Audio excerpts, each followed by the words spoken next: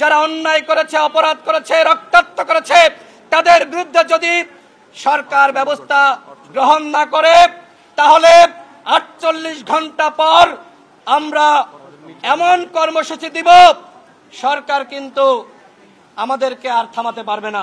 আমরা এখনই বলছি না, কিন্তু সেটি হতে পারে যমুনা ঘেরাও অথবা সচিবালয় ঘেরাও। স্পষ্ট কথা, স্বরাষ্ট্র উপদেষ্টার নির্দেশ ছাড়া এই ঘটনা ঘটেনি। স্বরাষ্ট্র উপদেষ্টা এই ঘটনার সাথে সম্পৃক্ত, যে কারণে স্বরাষ্ট্র উপদেষ্টাকে এই ঘটনার দায় নিয়ে অবশ্যই পদত্যাগ করতে হবে। নুরুল হক নূর আজ 17 দিন ধরে হাসপাতালের বিছানায় কাতরাচ্ছে। আজকে তিনি রিলিজ দিতে চেয়েছিলেন। এর কারণ হলো এই দীর্ঘ সময় হাসপাতালে তিনি এক ধরনের অস্থিরতার মধ্যে আছেন।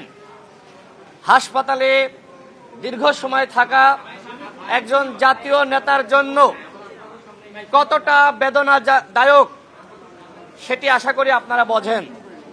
নুরুল হক নূর তিনি নিজেই বলেছিলেন যে তিনি আজকে রিলিজ নেবেন, কিন্তু কয়েকটি পরীক্ষা নিরীক্ষা শেষে ডাক্তারদের পক্ষ থেকে জানানো হয়েছে আপনার এখনো রিলিজ নেওয়ার সময় হয়নি।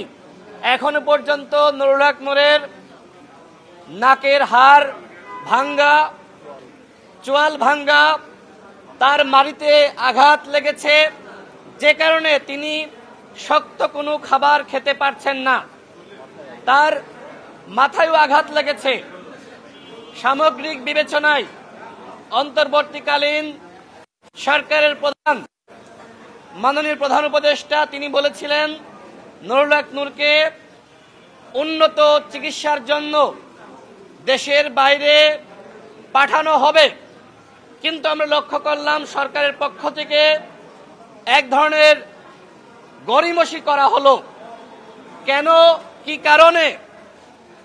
প্রধান উপদেষ্টার উপরে কোনো চাপ আছে কিনা, কোনো একটি মহল বা পক্ষ এরকম কিছু বুঝাতে চাচ্ছে কিনা যে নুরুল হক নূর সুস্থ হয়ে উঠছেন, অথবা দেশের বাইরে নিলে এই যে নুরুল হক নূর গুরুতর আহত হয়েছে সেইটা আন্তর্জাতিক মহলের কাছে প্রকাশিত হতে পারে। আমাদের কাছে সেই জায়গা থেকে সন্দেহ লাগছে মূলত নুরুল হক নূর যে গুরুতর আহত হয়েছে, রক্তাক্ত হয়েছে, সেটিকে ধামাচাপা দেওয়ার জন্য সরকারের পক্ষ থেকে বিদেশে নেওয়ার ঘোষণা দেওয়ার পরেও আমরা দেখলাম এক ধরনের গড়িমসি করা হচ্ছে। নুরুল হক নূর কখনোই দেশের বাইরে চিকিৎসা নিতে চাননি। আমরা দলগতভাবে সিদ্ধান্ত নিয়েছিলাম, যেহেতু আওয়ামী লীগের আমলে নুরুল হক নূর একাধিকবার হামলার শিকার হয়েছে, যেভাবে তাকে রক্তাক্ত করা হয়েছে সেটি আপনারা সকলেই দেখেছেন। সুতরাং তার উন্নত চিকিৎসার জন্য সিঙ্গাপুরে অথবা লন্ডনে বা জার্মানিতে পাঠানো দরকার। কিন্তু সরকারের যে গড়িমসি সেটি অত্যন্ত হতাশাজনক, যে কারণে আমরা মনে করি, আমাদের দল মনে করে নুরুল হক নূরকে যদি বিদেশে চিকিৎসার জন্য নিতে হয় সেটি আমাদের দলের পক্ষ থেকে নেওয়া হবে। সরকারের দয়ার উপরে আমরা আর নির্ভর করতে চাই না।